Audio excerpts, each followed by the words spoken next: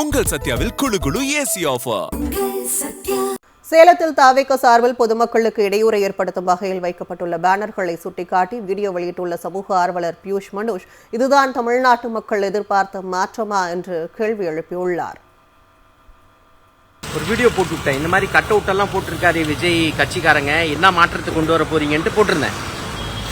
அன்னைக்கு சாயந்தரமே ஹெட் குவார்ட்டர்ஸ்லேருந்து தலைவர் ஃப்ளெக்ஸ் பேனர்லாம் யாரும் அடிக்கக்கூடாது, இந்த மாதிரி செலிப்ரேஷன்லாம் தேவையில்லாத வேலை, நம்மளுக்கு ஃப்ளெக்ஸ் பேனர்லாம் நிறுத்த வேண்டும்னு சொல்லிட்டு போட்டுட்டாரு. நிறைய பேர் எனக்கு அமிச்சாங்க, பார்த்தீங்களா மாற்றம் வந்துருச்சு, எங்கள் தலைவரே பண்ணிட்டாருன்ட்டு. ஸோ இப்போ என்னன்னா, தொண்டனே தலைவர் பேச்சு கேட்க மாட்டேங்கிறான். தொண்டனே தலைவர் சொன்ன பேச்சு கேட்க மாட்டேங்கிறான். ஃப்ளெக்ஸ் பேனர் இன்னும் அப்படியே தான் இருக்குது. நேற்றெல்லாம் விழுப்புரம்லேருந்து ட்ராவல் பண்ணிட்டு வந்தேன் சேலம் வரைக்கும். விழுப்புரம் போகிறப்பவும் பார்த்தேன் ஏகப்பட்ட ஃப்ளெக்ஸ் பேனர், வரும்போதும் ஏகப்பட்ட ஃப்ளெக்ஸ் பேனர். இந்த நிலைமைக்கு சிங்கப்பூர் வேறு மாற்றுறாங்கிறாங்க.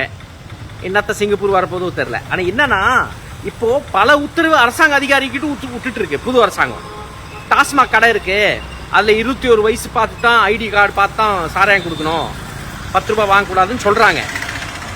தொண்டனே கேட்கல நீ சொன்ன பேச்சு. தொண்டனே சொன்ன பேச்சு கேட்கறது இல்லை, கண்ணாபின்னான்னு பண்ணிகிட்டு இருக்கான். நாங்கள் என்னத்துக்குடா கேட்கணுன்ட்டு அரசு அதிகாரி கேட்பான்.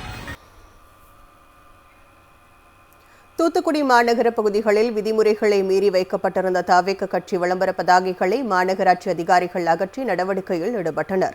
தூத்துக்குடி மாநகரத்தின் பல்வேறு பகுதிகளில் விளம்பர பதாகைகள் வைக்கப்பட்டுள்ளது. அதற்கு உரிய அனுமதி வாங்காமல் பல நாட்களாக வைக்கப்பட்டிருந்தன. இதனைத் தொடர்ந்து வந்த புகாரை தொடர்ந்து மாநகராட்சி அதிகாரிகள் தூத்துக்குடி மாநகர பகுதிகளில் விதிமுறைகளை மீறி வைக்கப்பட்டிருந்த விளம்பர பதாகைகளை அகற்றினர்.